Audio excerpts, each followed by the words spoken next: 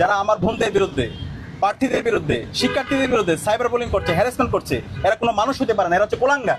এদের বিরুদ্ধে আমাদের সবাইকে এক হইতে হবে। ডাকসু নির্বাচনের আগে এবং ডাকসু নির্বাচন পরবর্তী অব্যাহতভাবে সোশ্যাল মিডিয়ায় কিছু রিয়েল আইডি এবং কিছু ফেক আইডি থেকে এবং পেজ থেকে আমাদের যারা ছাত্রীরা আছে, নারীরা আছে, এবং বিশেষ করে যারা নারী অ্যাক্টিভিস্ট আছে এবং ডাকসুতে নির্বাচিত যারা প্রতিনিধি আছে, তাদের বিরুদ্ধে অব্যাহত সাইবার বুলিং হচ্ছে, স্লেট শেমিং হচ্ছে, হ্যারাসমেন্ট হচ্ছে। ডাকসু কণ্ঠস্বর, এরপর হচ্ছে আমার DUCSU, the nationalist data, Bongograph, Roumari, কাঠের কেল্লা, এরপর হচ্ছে ডিও ইনসাইডার নামে একটা পেজ আছে, যেটা আগের নাম ছিল এক্সপোজ ভয়েস, এর আগে ছিল জিয়া পলিটিক্যাল ইনফরমেশন হাব, বিভিন্ন সময় নাম চেঞ্জ হয়েছে, ARK, বট জিপিটি, এভাবে আরও অনেকগুলো। এরপর হচ্ছে অনেকগুলো রিয়েল আইডি যেগুলো থেকে অব্যাহতভাবে প্রপাগান্ডা হচ্ছে।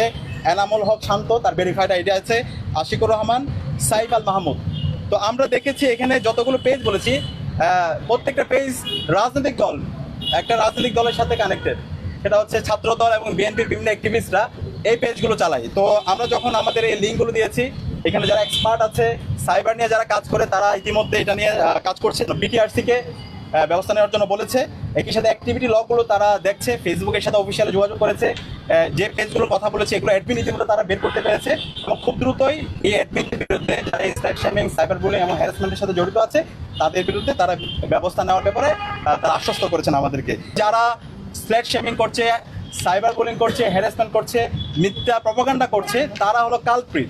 সে যেই দলের হোক, যে রাজনৈতিক দলের হোক, বিভিন্ন ধরনের ফেক ফটো কার্ড দিয়ে অব্যাহতভাবে নোংরা ভাষায় প্রপাগান্ডা হচ্ছে এবং কমেন্ট সেকশনে অব্যাহতভাবে এই পেজগুলো থেকে, আইডি থেকে আমাদের প্রার্থী এবং যারা প্রতিনিধি যারা আছে এবং নারী শিক্ষার্থী যারা আছে এবং বিশেষ করে যারা নির্বাচিত প্রতিনিধি আছে, তাদের বিরুদ্ধে ক্রমাগত প্রপাগান্ডা হচ্ছে।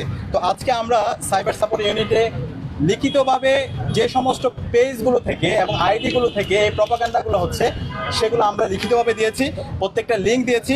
আমরা দেখতে পেয়েছি গতকালকেও আমার বিরুদ্ধে বঙ্গগ্রাফ নামে একটি পেজ থেকে মিথ্যা প্রপাগান্ডা ছড়ানো হয়েছে। তো পরবর্তীতে তারা আবার ক্ষমাও চেয়েছে।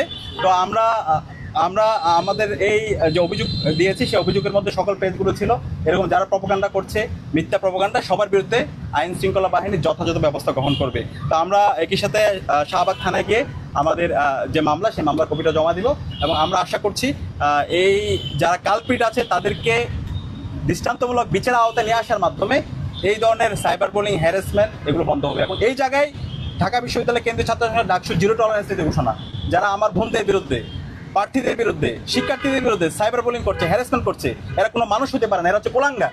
এদের বিরুদ্ধে আমাদের সবাইকে এক হইতে হবে।